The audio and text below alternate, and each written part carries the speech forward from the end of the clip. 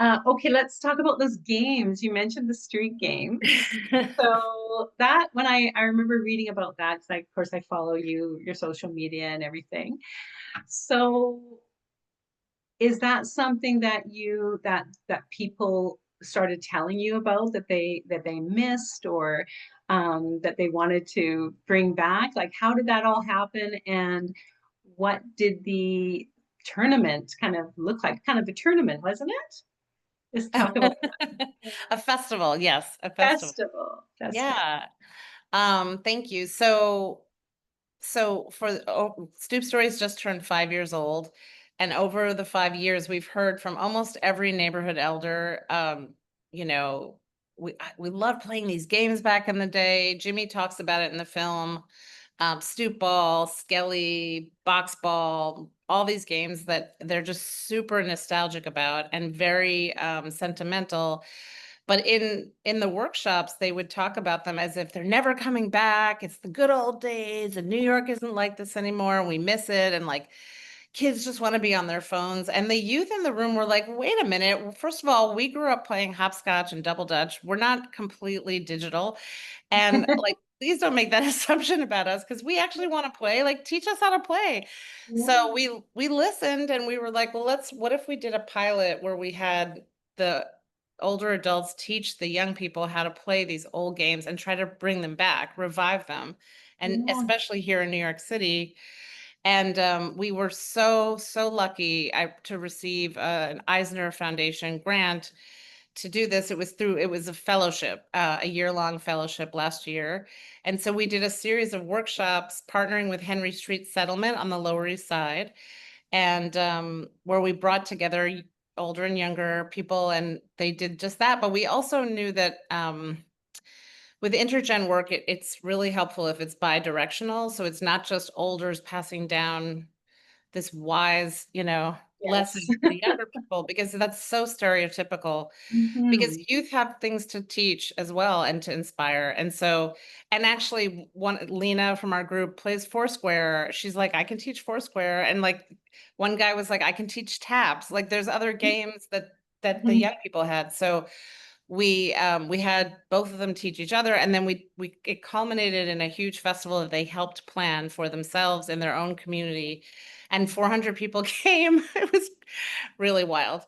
Oh, And just tons of games and food and raffle prizes, and it was really fun. And just playing just outside, all ages. I think I saw from 2 to 90. I don't know. It was just incredible mix of people from all over the Lower oh. East Side, which is where these games actually originated in many cases. So, yeah, it was a really special project. So now we're looking at ways we can expand it for other areas. And you think you'll do it like an annual thing, maybe? Do it again? Perhaps, yes, we are looking at possible. Um, yeah, we might actually just, instead of hosting a big festival, we might have a little pop up at someone else's Mhm. festival or at open streets or different big Oh, places that are really accessible, or even like Brooklyn Children's Museum or a library. yeah. We're thinking about different ways we can expand it and scale it now. Oh, Maybe good. a toolkit so different communities can do it. That's Mm. one idea we're playing with. Fantastic. And have Mhm. you have you seen more games being played? Have you noticed outside or I anything? It's funny, we did ask people if they planned on playing more games, street Mm. games, and they said yes. But it's hard to measure that. I mean, I haven't, Yeah. it was one event. Yes. It was just the first one, the pilot.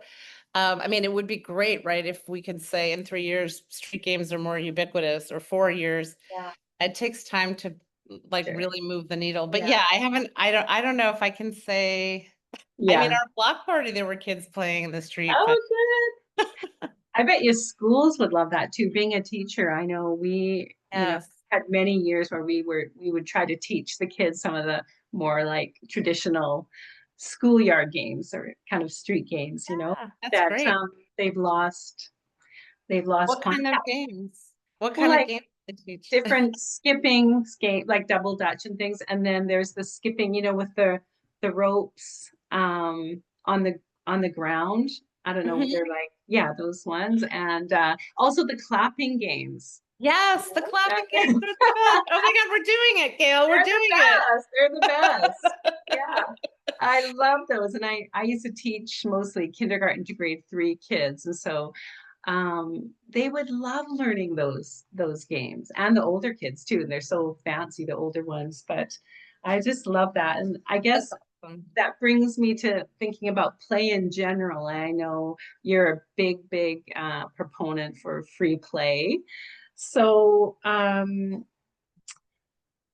why why would you say you're such an advocate for play? Oh my gosh. Play is so incredibly healing. And because I was in because I was in children's media for so long, I Mhm. got my master's in child development, so that I could understand the underpinnings. And I actually wrote quite a bit about the power of play for a magazine that's no longer, it was by Toca Boca, the kids game company, but it's not around anymore. But play is the language of childhood. It's how children communicate. It's how they grow. A lot of people don't realize like it's not frivolous at all. It's how they develop physically and emotionally, socially, intellectually, cognitively, obviously. And obviously, it's how we cope with things in the world too. I mean, children and adults. If we have a struggle, I mean, you can see kids working through stuff through their play. And I volunteered actually at 2 different children's hospitals in the playroom, and at bedside, working with them on dealing with fears around health procedures they were going to have. And I mean, you can see like a kid who's sticking a doll with a play needle who's afraid of shots. Like they're sticking it over and over because it's like something they're scared of or something. So Yeah. anyway, it's something that helps play helps kids face their fears.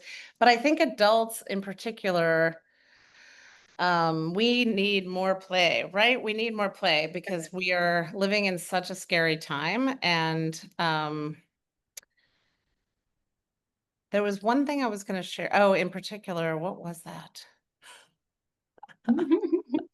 I mean, I know in my own life, I had once I've added sprinkled back in play so that it wasn't all work and stress. It made a huge difference. Just getting in our bodies again and connecting with each other. And what a great way to connect without, like, for some people, they're not as comfortable with conversation, right? So, and Yeah. if there's different languages, like we can connect when we play. Oh, that's what I was going to say. So in the workshops, we actually saw, first of all, I saw this older woman dropped down on the floor and played jacks. And she turned into a child in front of my eyes, like a 4-year-old. And and one of the quotes from the assessment at the end from a younger person was, "It was great watching the older people turn into kids or Oh, act like kids." So oh, that was beautiful. really Yeah, sweet. yeah, So yeah, I think we could all stand to be tap into our inner children more, a lot totally. more. And Definitely. we and That we do reminds all the time. I mean, when someone gets yeah. upset and throws an adult tantrum, um, they're tapping into their inner child. That's That's true, like, that's true. you know. Yeah, that's right.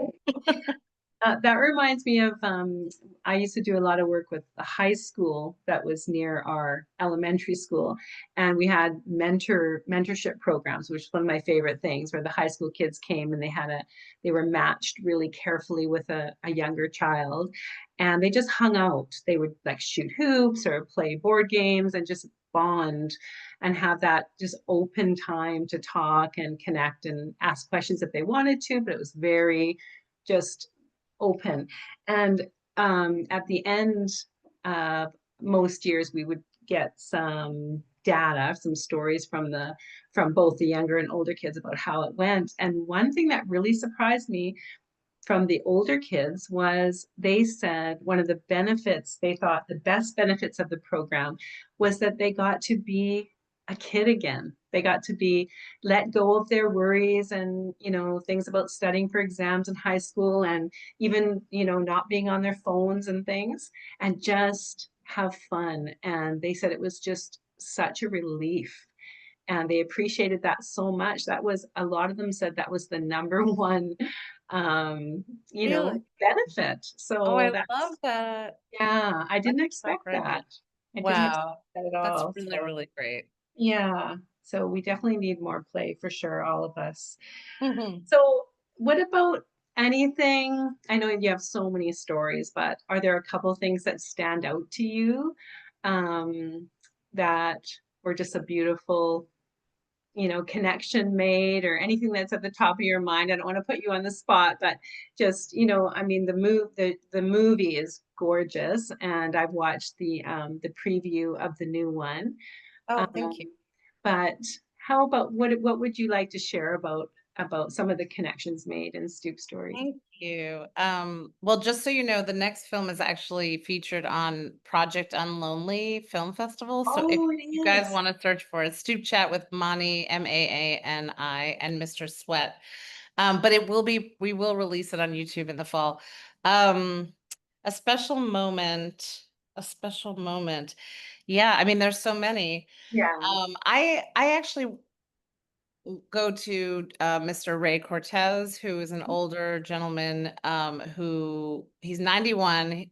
He's facing Mhm. eviction actually because he was the victim of deed theft. Someone conned him into signing over the deed to his house.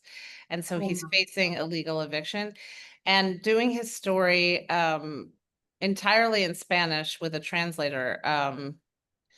He's an immigrant, he's a painter, he's got dementia, and his son is fighting to keep him in his house. But he's just such a sweet, sweet man, like even with the language, but I mean, he's just all heart. So I just love connecting with him. But we really tried to do a lot of advocacy to get the attorney general and council people to help him with his case. And we're still fighting. It's years later. We did the story 3 years ago.